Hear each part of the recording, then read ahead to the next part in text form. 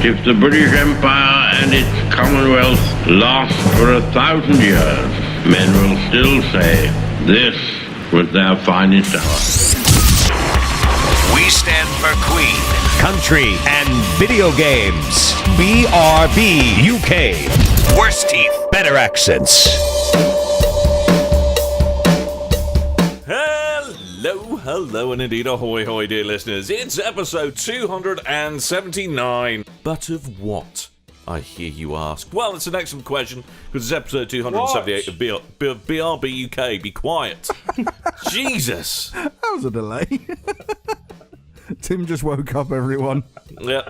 Hi, I'm Dan. I'm one of your hosts. I'm joined by Coleman. Hi. And Tim Man. Hello. It's like a really crap version of a Mega Man boss select screen, isn't it? Got Dan, man.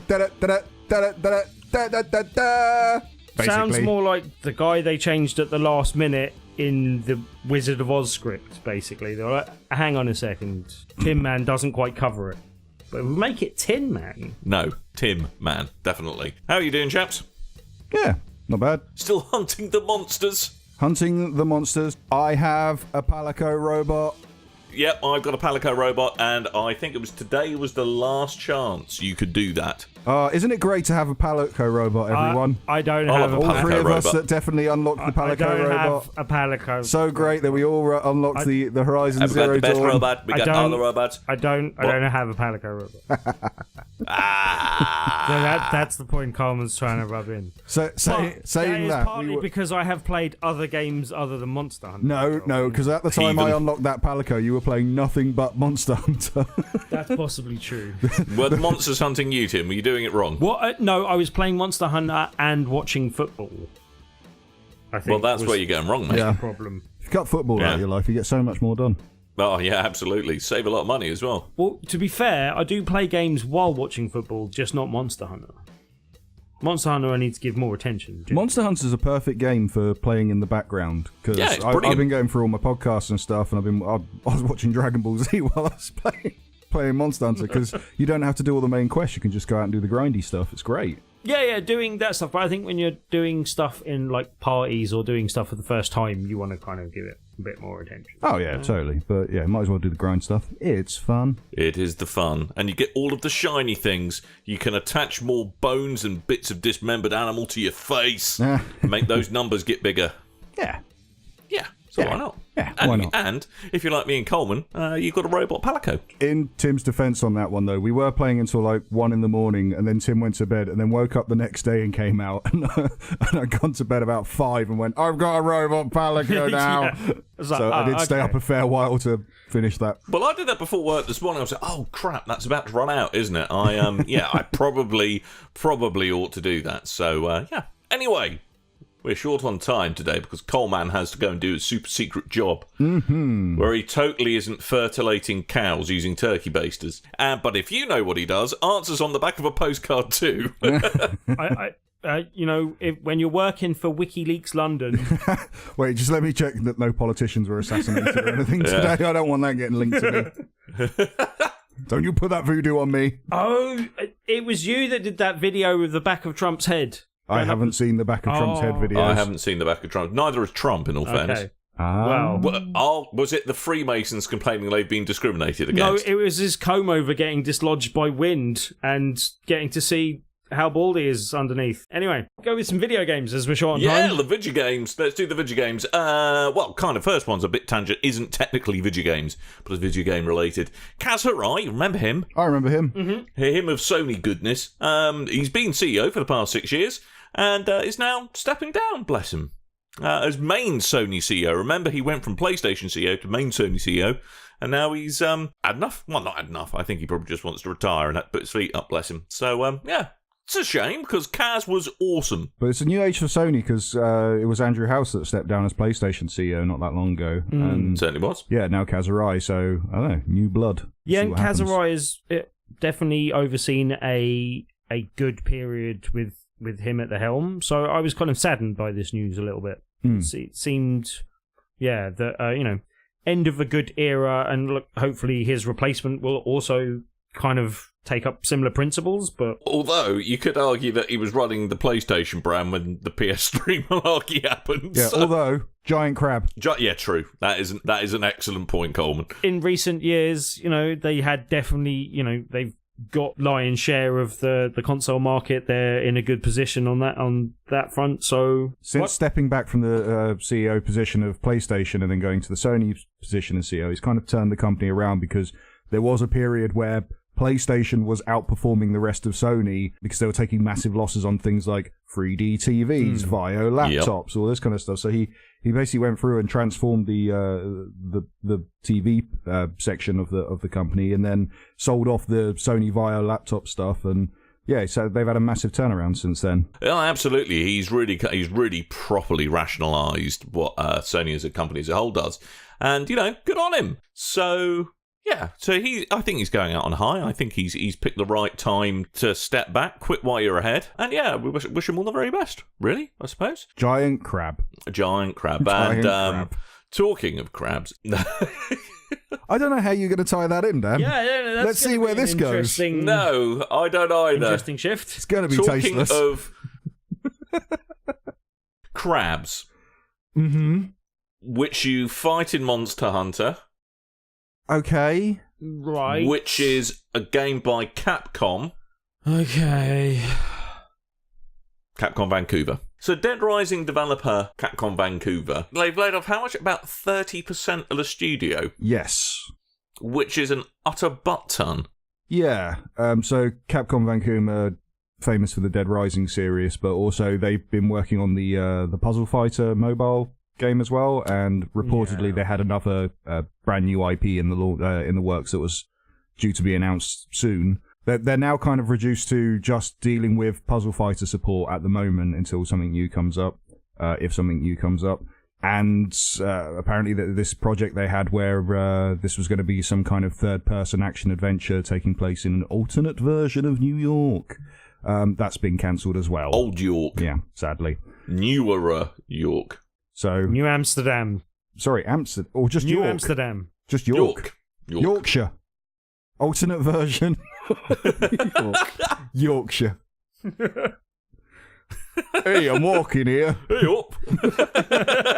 I'm going to go for a coffee. You're a chuffing zombie. Anyway, that sounds horribly insensitive. Sorry. Yes. Anyway, yeah, it sucks. People lost their jobs. That's not great.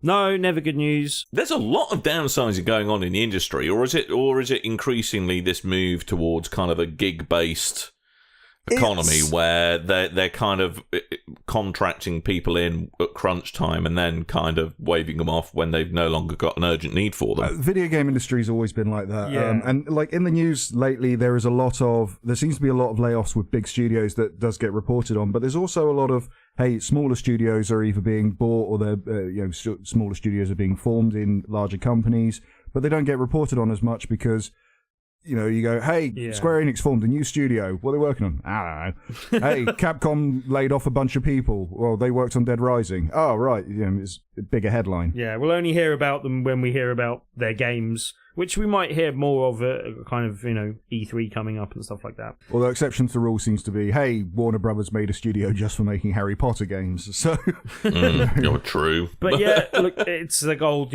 bad news travels further, basically. So that kind of makes sense. But it's just never nice to hear. I kind of think that they might have painted themselves a little bit into a corner by slightly over milking the Dead Rising name a bit, in a short period of time. They backed the wrong horse with Xbox. Yeah, I think the platform exclusivity killed that. Yeah, I also think, platform exclusivity was wrong, but also I think Dead Rising, the series Dead Rising probably went on for about 2 games longer than it probably should have. I don't know. I think it took a couple of wrong turns. I heard 3 was excellent, but I never got around to playing it because I didn't have the Xbox One at launch, and like everyone else did that played that game. And then by the time I did have an Xbox One, I just completely lost interest in Dead Rising 3. Yeah.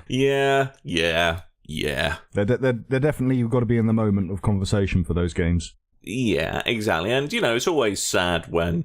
No, it's always terribly sad, and we hope that everyone at Capcom Vancouver is, I hope they find something new to move on to. And yeah, a couple of good studios in Vancouver, so hopefully they can find extra work.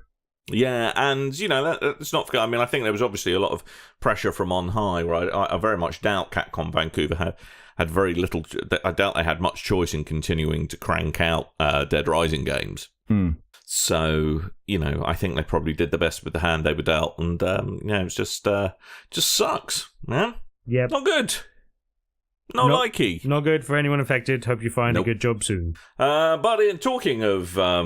I can't think of a way to link this. You can't tie it. Well, stop trying to tie these things together. No. Well, I like to view it as a challenge, I Coleman. purposely find the most random things that Dan can't tie together. Yeah, you do. No, so Evo's coming up, and I know Tim is one that has especially gotten into Evo lately. Last year, especially. Oh, Capcom Street Fighter. That was the link. Jesus Christ. Bloody hell. I'm getting old. Come on, you're getting old. You're failing. Anyway, Evo 2018 it's had its lineup announced via Twitch, so I thought I'd just give us a quick run through of these. Surprisingly missing from the lineup is King of Fighters 14 and Marvel vs. Capcom Infinite. Yeah, that's a bit more of a kick in the teeth for Infinite, but hey. Yeah, but after playing Infinite, I think that game's a bit too hectic and mechanic heavy in comparison to what you usually get at Evo and in comparison to other Marvel vs. Capcom games. I would have thought it was more the fact that it wasn't well balanced enough, basically. I mean, do you think that's what the deciding factor is in something being in the Evo lineup? Is that the top priority? Is it balanced? Or are the characters, if everyone knows how to play them correctly, are the characters balanced? Or do you think it's more about, is it just too complicated and no one watching it's going to be able to follow? Balancing is a big thing. I mean, take a look at the past. They ban characters, they ban stages, they. Meta Knight's been famously banned in the Smash Brothers series because people can just permanently stay on particular stages when you're playing as him. And in Street Fighter, in the Street Fighter 5, they've banned, there's a level on a plane that takes place on the kind of wings of a plane. Yeah. And because it tips up and down, that level is banned in competitions because it creates an unfair playing field. Yeah, it takes away from it's more an environmental challenge than the skill of a fighting game. A playing field is in a plane, is what you're saying? Yeah, a playing field. A plane, a field, a runway, as some would call it. A plane on a plane is what it is. Yeah, a plain old plane. A plane on a plane. Anyway, the games that are going to be in the running this year are Tekken 7, Super Smash Bros. 4, Street Fighter 5 Arcade Edition. Is that good? Have we heard? Now, is Street Fighter 5 being rescued finally? Well, we talked about this, 2-3 weeks ago? I know, I'm just double checking. It's now a game worth buying. Tim likes it, I don't. Simple. General people that come in, but anyway. BlazBlue Cross Tag Battle, Guilty Gear. Hang on. BlazBlue Cross, that's not even bloody out yet, is it? No, alright, let me get to that. You got Guilty Gear XRD, is that? Zerd. There is some debate as to how that is said. Crossed. I haven't heard it from a reliable source to know either way, but anyway. Xrd Rev 2. Alright, I'm Googling that Xrd. Okay, Injustice 2, Super Smash Bros. Melee, and the recently released Dragon Ball FighterZ. Now, as Dan alluded to, BlazBlue Cross Tag Battle isn't actually out yet. That comes out in June, so competitors get 2 months of practice before the game is actually... Xrd! We're going with Xrd. Xrd! Okay.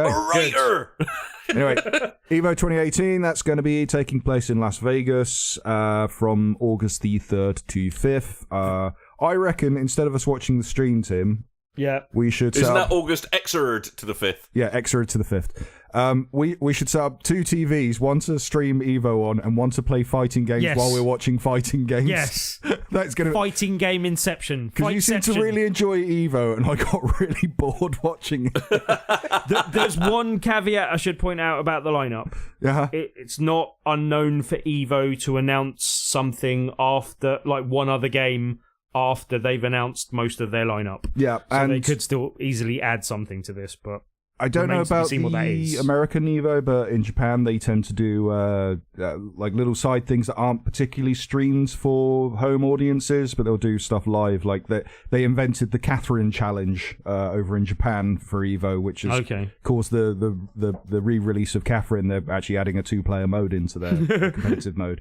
So that was a surprisingly great game, Catherine. Oh, I loved Catherine. Anyway, that's another day. I did watch someone else play quite a lot of it. Anyway. I can almost guarantee you, Tim, that would not be your kind of game. I don't know. I reckon the puzzle element, but not the RPG, JRPG. Yeah.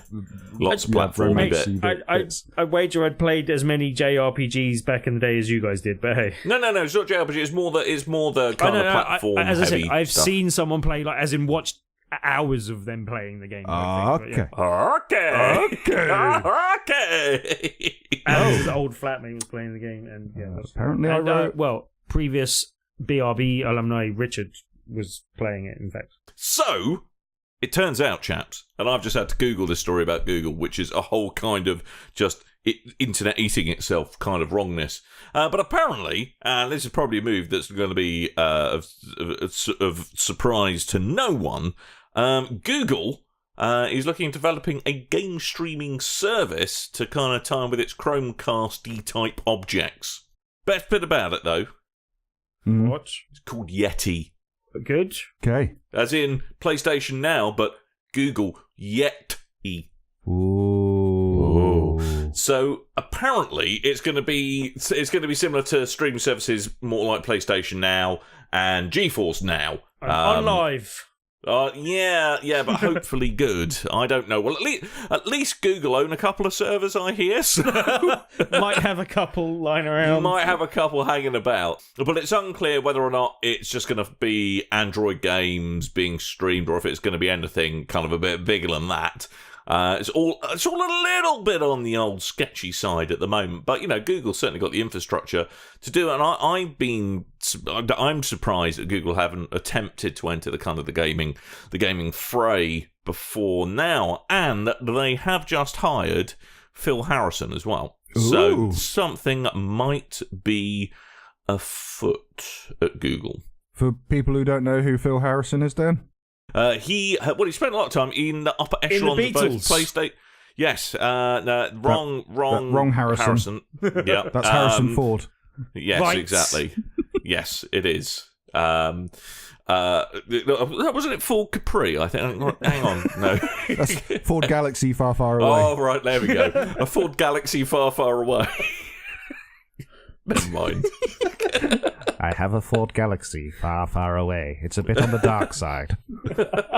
Anyway, so Phil Harrison has spent some time up in the upper echelons of both PlayStation and Xbox. So he's a guy who knows a lot about the industry and has been quite successful in said industry. So Google tapping him up, I mean, let's face it, it's more likely than not to be for bit of a steer on the kind of the games industry rather than being the world's most expensive janitor. You say successful, but wasn't he with Atari for some time as well?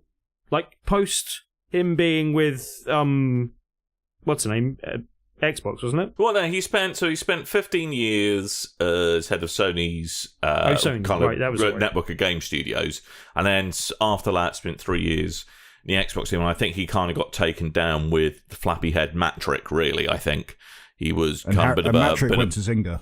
Yes, right. exactly. Matrick went to Zynga. That was right. But didn't Phil Harrison go to Atari? I'm fairly sure, and has done not much there after not overseeing a particularly good time at Xbox. No, well, I mean, to be fair, I mean, he did enjoy quite a lot of success and kind of managed all of the studios kind of in the Sony Computer Entertainment Worldwide banner, including Evolution, Guerrilla Games, a bunch of Japanese studios.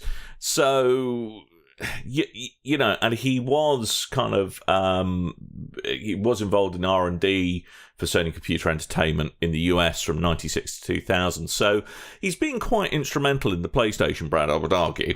I would like to say that the idea of streaming games, like big supercomputer streaming out to smaller boxes or whatever, that's always excited me, and I really like the idea of a tech giant trying to do that, like someone with some clout, rather than these small startups trying to do it and then sell off later.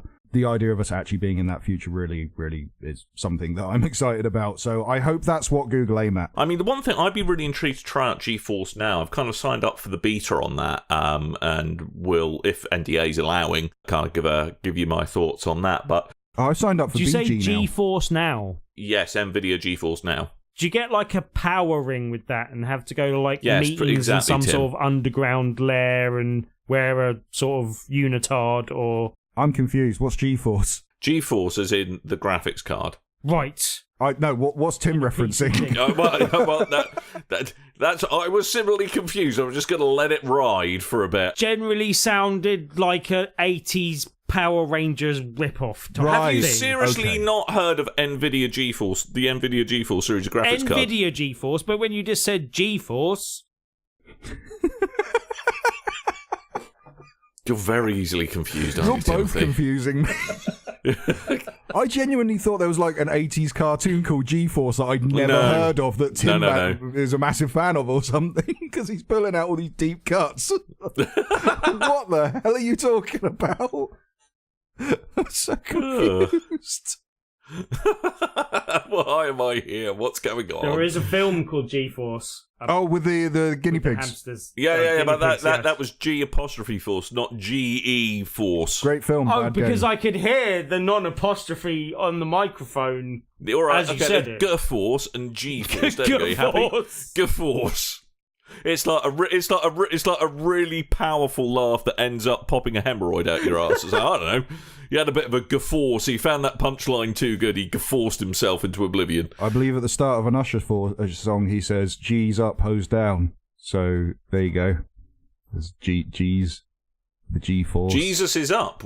What's Jesus up 50 now? Cent What's he had done? the G-Unit, I remember that. Right, G-Unit. yeah, And he did. G-Force was also another name for Battle of the Planets. So there you go. Okay. Go on then, Coleman, you G-Unit. Yay! So there's lots of things happening in the news this week. Not all that I really wanted us to go into great detail on, but I thought worth mentioning, so I put them in a nice little handy bite-sized part of the show. Jolly good.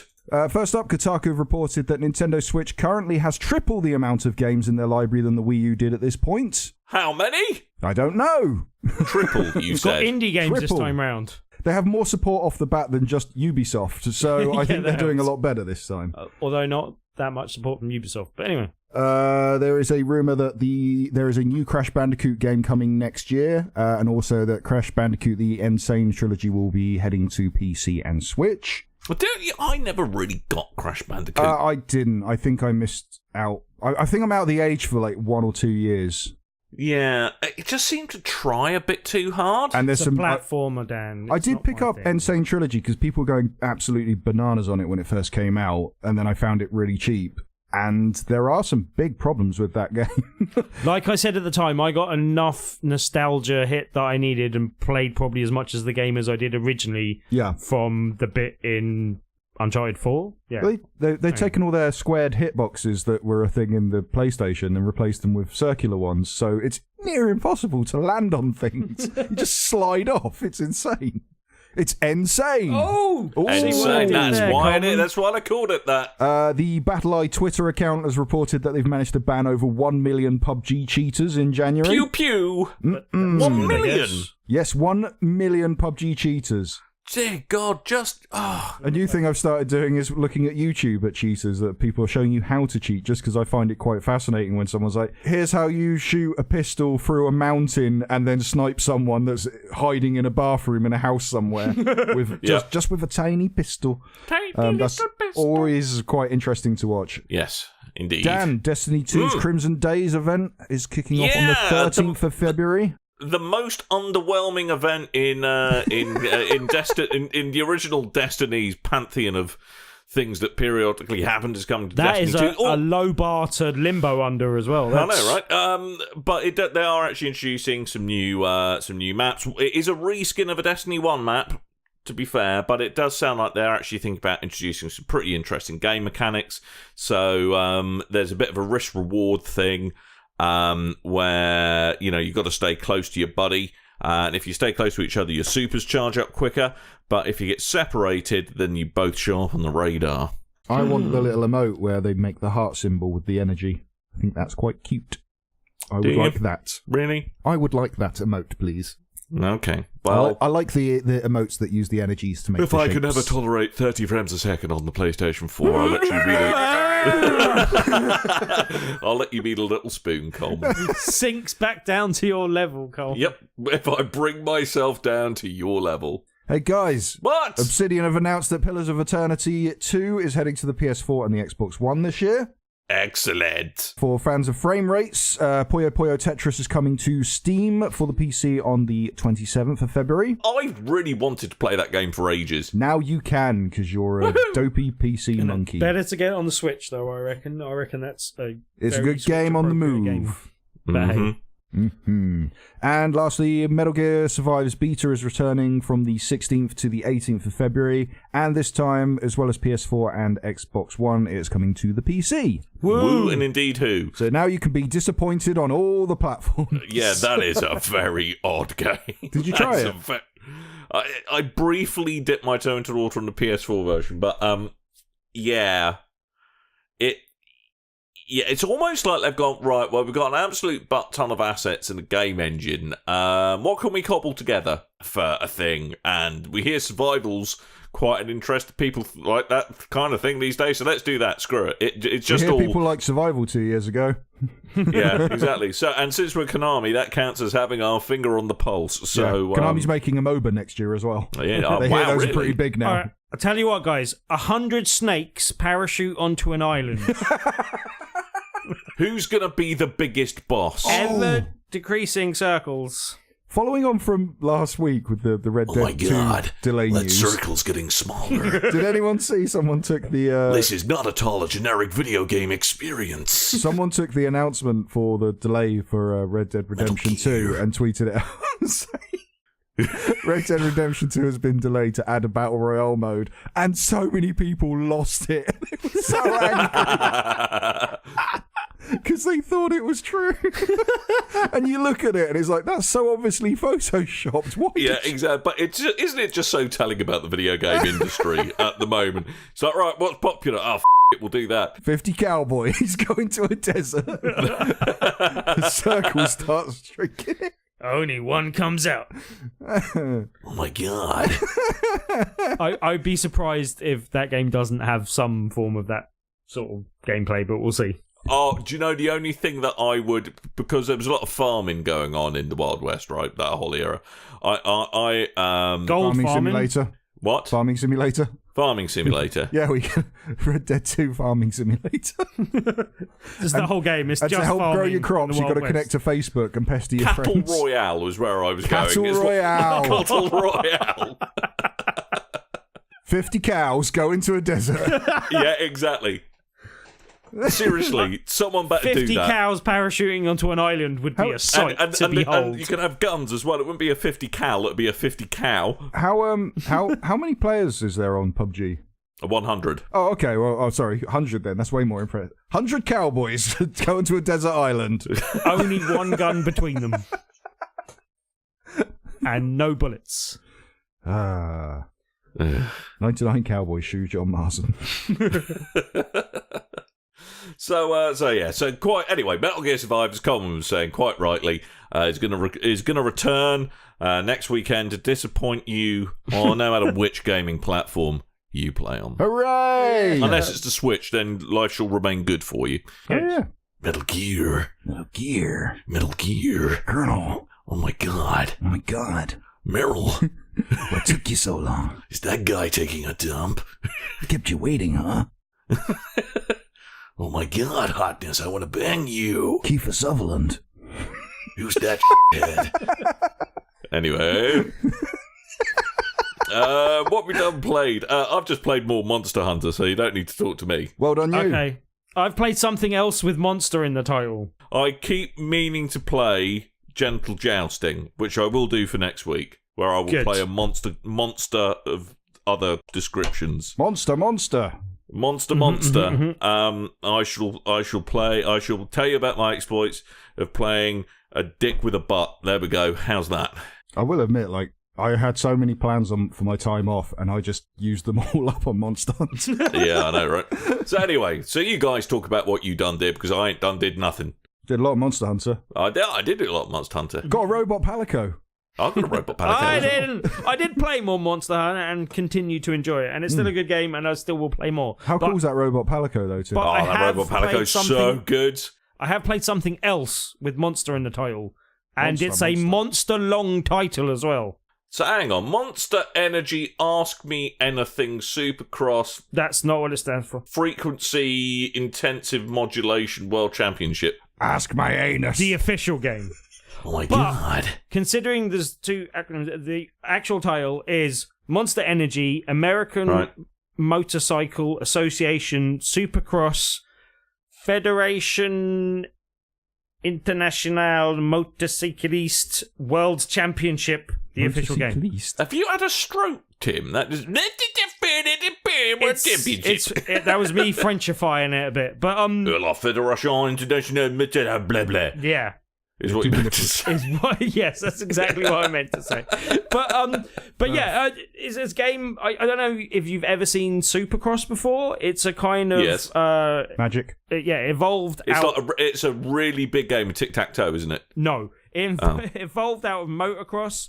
And is a kind of super version of that. But all it is just it's a course generally set up in a stadium, generally kind of something that they've a man-made course kind of thing set out by barriers. Really? Because I thought that stadiums were the only place you found naturally occurring motorcycle tracks, Tim. Well, okay, but it's a artificially made thing on mud basically, and usually kind of a very muddy course, but it's a kind of obstacle course of harsh corners and big jumps and bumps and stuff basically. And it's something where I've watched the sport a couple of times before, and we were offered a review code for the game. No one else took it, so I was like, okay, I'll give this one a look. I'll see what's going on. And when I was going in, to be honest, I'd seen the Monster Energy AMA Supercross. That's the bit of the title I'd seen, and I'm still not sure exactly what the full official title is. Well, I'm on their website now. But everything I just read is the thing that's on the kind of splash logo thing at the beginning. I think the actual official title is this Monster Energy AMA Supercross, the official game. I'll admit, that thing popped up on the dashboard, and I thought I thought they'd installed ads on the dashboard. It just looked so obnoxious. But to be fair, it's not. Obviously, Monster Energy have presumably got some deal with this, but Monster Energy sponsor the actual cup for AMA Supercross as well. They were actually a sponsor of AMA Supercross in America and stuff as well. But this is Monster kind of Energy. We wish we were Red Bull Supercross Championship. Well, oddly enough, Red Bull I think are the current champions. I think, or were last year, or have been recently. Just about anything with an engine these days. Yeah, exactly. No, they've got a Red Bull team in, But yeah, it's for anyone that hasn't seen the sport, and I'm not sure. It seems to be that most things are quite accurately recreating the sport. And to be honest, when I saw Monster Energy AMA Supercross, I was expecting a bit more of an arcade experience, and this is definitely more on the sim side. It is kind of quite hard to start with. I'm playing through career mode, and so I'm still you can upgrade your bike and stuff as you go. But it's got when you first start, you start with one of the actual racers from the league. All the kind of stadiums are real stadiums from the world.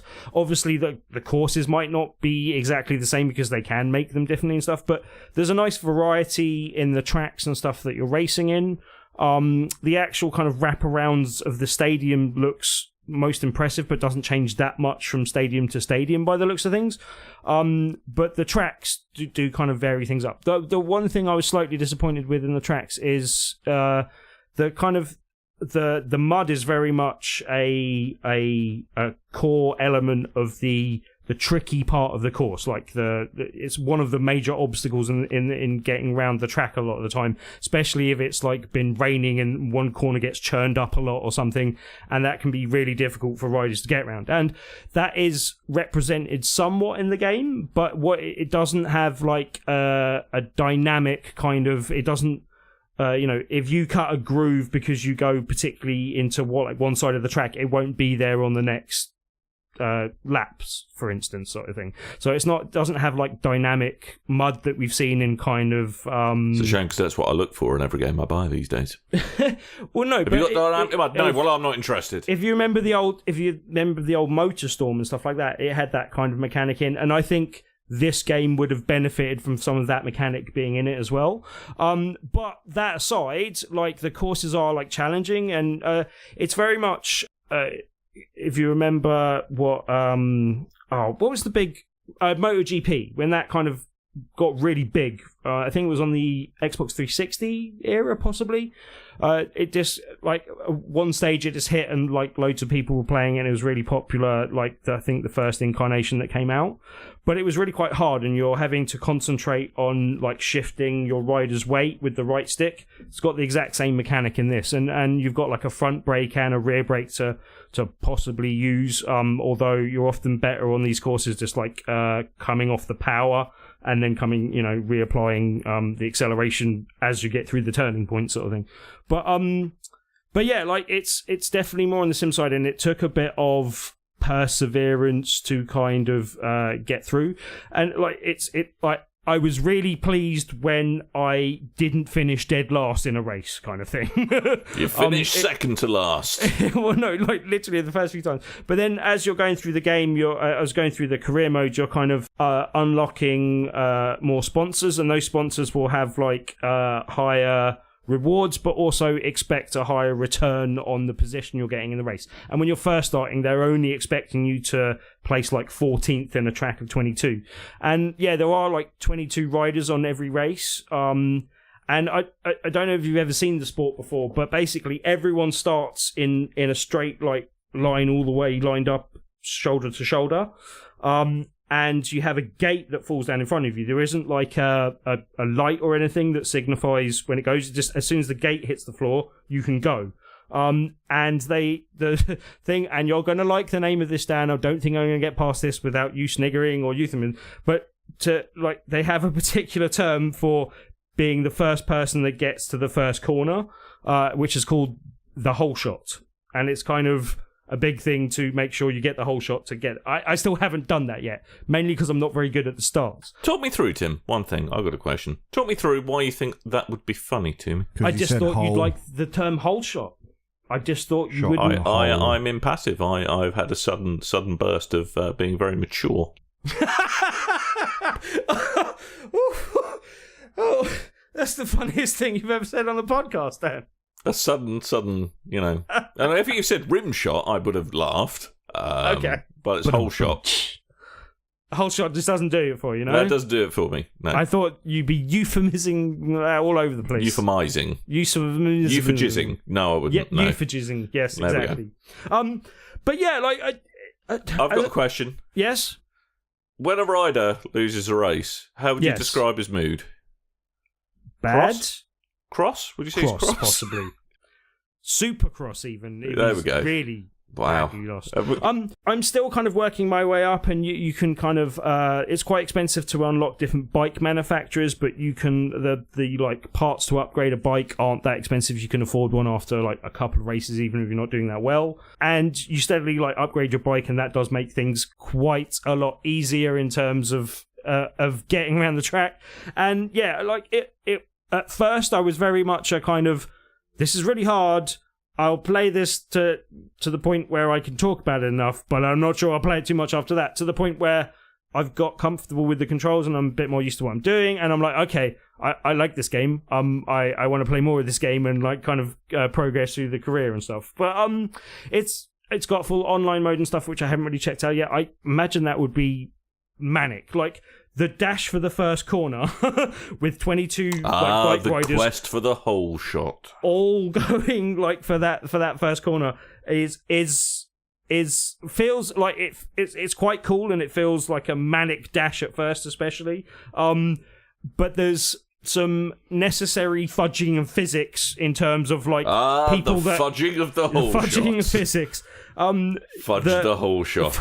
No, that generally kind of, if people crash in front of you, they won't really be an obstacle in your way. Otherwise, it would just be a maelstrom of people like crashing on the first corner and no one really getting round. And you can kind of see exactly why they do it that way after like playing through a couple of races, but it still feels quite fun in like dashing for that first corner and then kind of trying to stay ahead of like most of the pack as you go around. And yeah, as I said, I was a bit wary at first, but having got into it, I'm really quite enjoying it and want to play some more. So yeah. So in summary, motorbikes, you race them. Muddy bits, lots of little hills in a stadium. Try and get to the first corner first. You get a whole shot, win the race. The universe is brilliant. The end. Coleman, what have you played? Dragon Ball. There you go.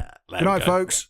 11 minutes talking about a motorbike game. Yeah, I know, right? Dan would bloody shut up. Anyway, right. No, I did not say a great deal, to be fair.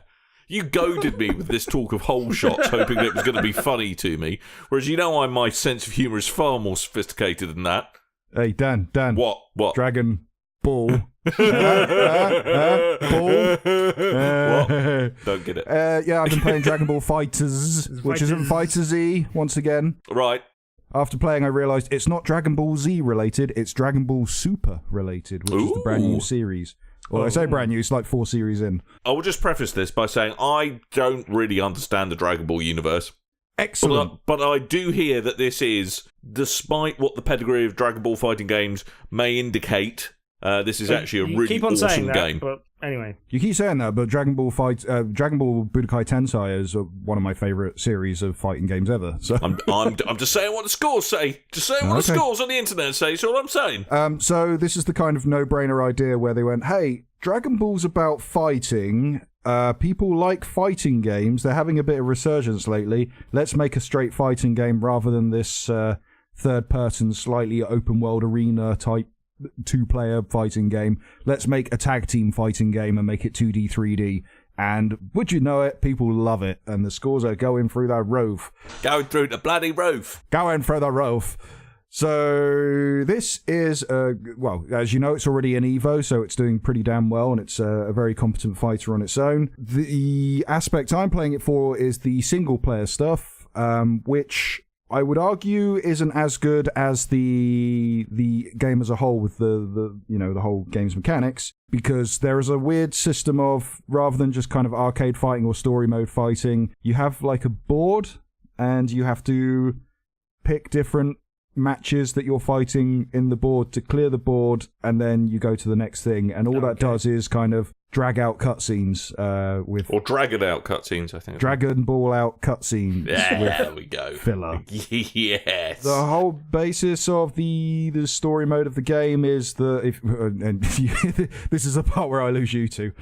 So the whole point is you wake up as Goku, you're talking to Bulma. Okay. Goku appears to have lost his memory and has become a mute. Okay. And then it turns out that Goku is still Goku, but there's a soul inside Goku, and you are the soul. As the soul, and all the Z fighters and other characters have lost all their powers, and there's clones of the Z fighters and other bad guys. Well, I don't even want to go. We'll be here forever if I explain the basics of Dragon Ball. I'm just going to Google Dragon Ball. What the fuck? There we go. So later on, you find out that this soul can link between other people, and then when you have inhabited that person, their powers come back, and you fight as them. So that's how you embody different characters in the game. And you're on a mission to find out like why all the characters have lost their powers, why there are clones invading the world, and why seemingly dead bad guys have come back to life, like Cell and Frieza. Why have dead bad guys come back to life? Dunno, haven't got that far. Oh. Yeah. The story mode itself is broken into 3 different chapters, and I haven't even got through the first chapter, and I've played hours and hours of this game,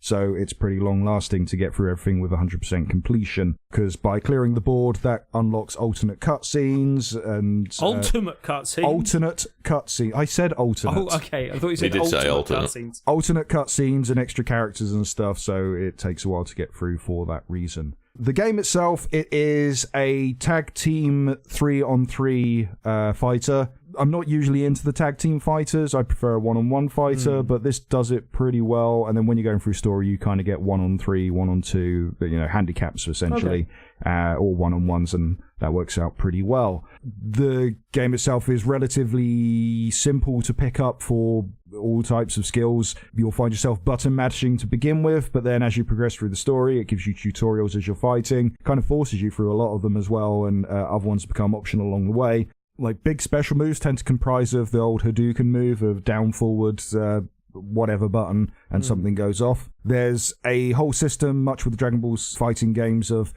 charging up your Kai, which is like your energy, and more energy you have is what you use to use more impressive special moves like Kamehamehas and what have you. How are you charging that up, though? Are you doing special moves? Or you are damage. So you need to. Well, I think it builds up over time as you're damaging people, but you can manually do it by hitting. I think it's triangle and square, and they'll just sort of stand in place and scream while the big energy flows around them, and they go ah, and their energy bar fills up. Okay. Yeah, much like the cartoon. I am watching a gameplay video of Dragon Ball FighterZ. FighterZ Online, and I think I might be about to have my first epileptic fit. It is not as much of an aggressive way as Capcom Marvel does with the big flashies, but yeah, it's certainly up there. It is very bright, it is very flashy, it is a very good looking game. I mean, it looks great. It's a fantastic looking game, but dear God, I wouldn't have a chuffing clue what was going on.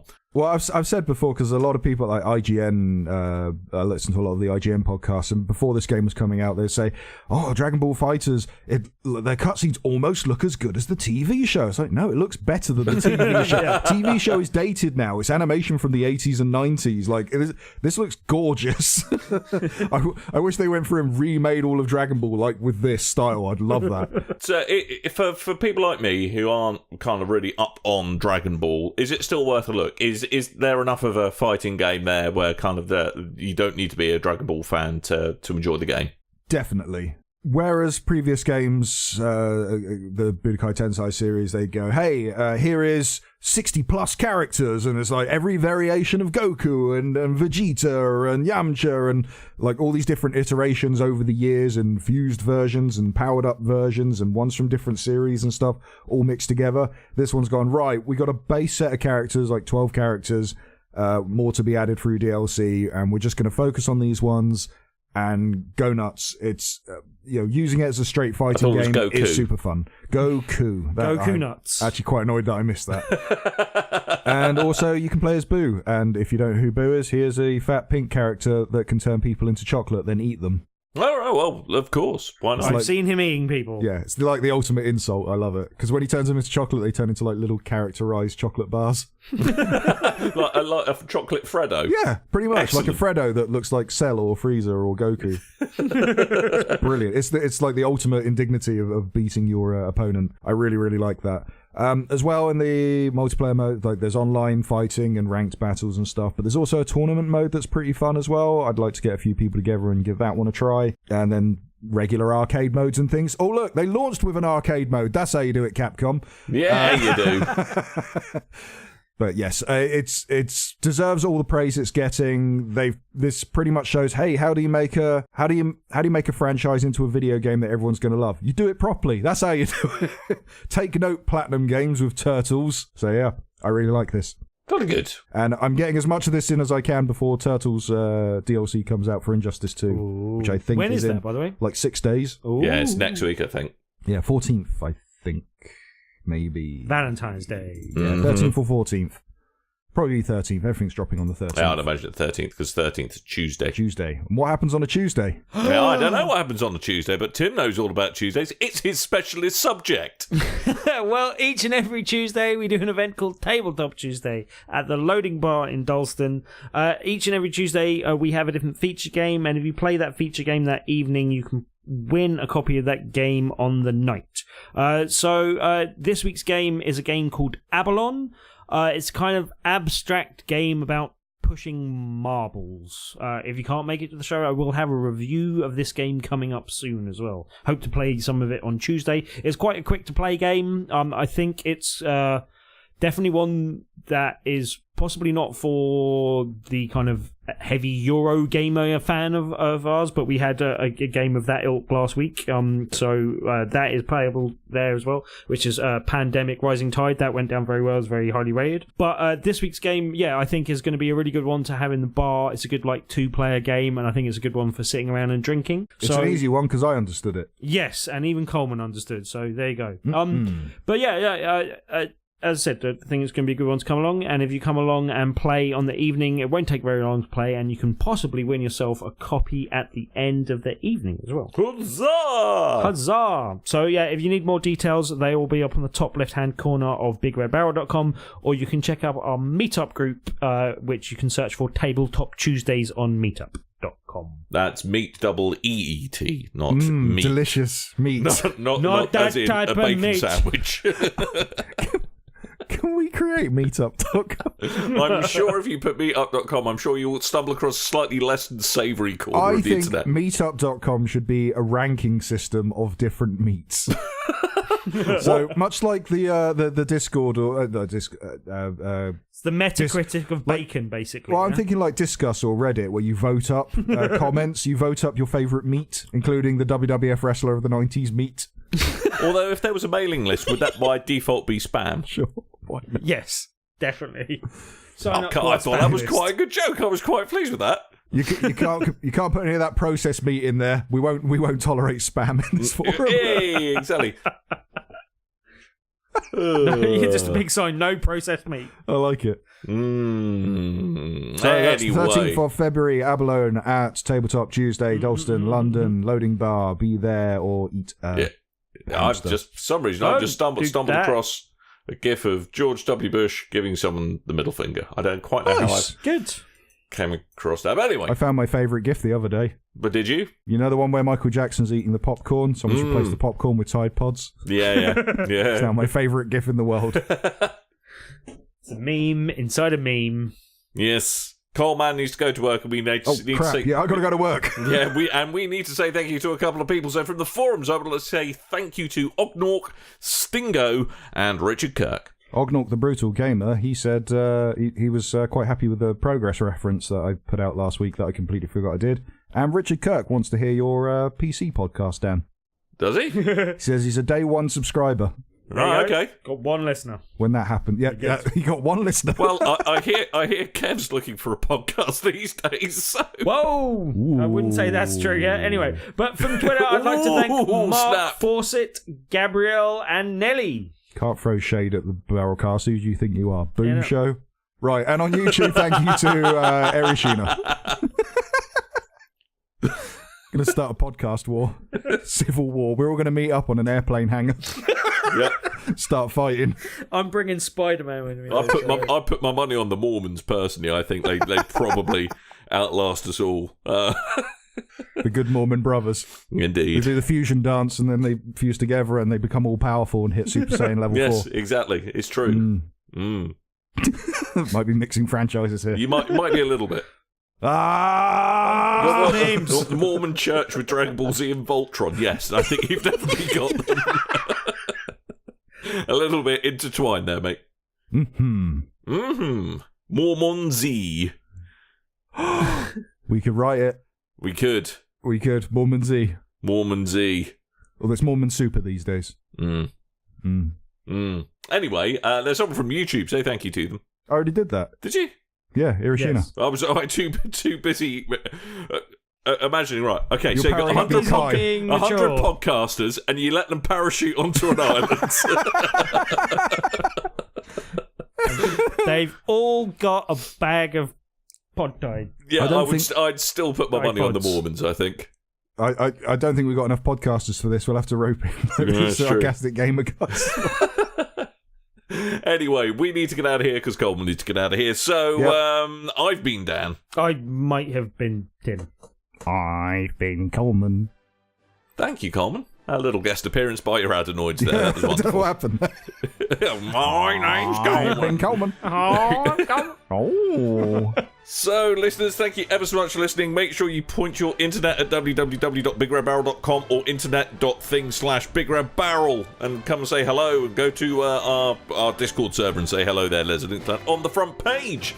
So, without further ado, thank you ever so much for listening. And until next time, dear listeners, toodle bye.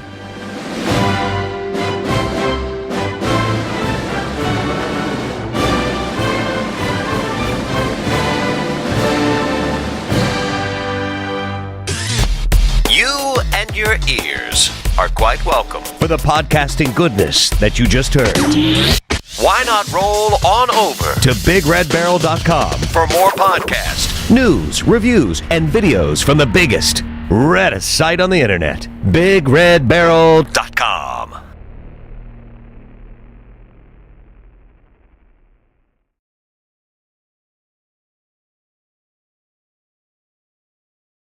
What happens if we need a further ado? What? Well, you always go without further ado. But No, what that's if we my needed- ado. I need that. Yeah, what if we really needed an ado? An ado was really required. Then it'd be much ado about nothing. To be quiet.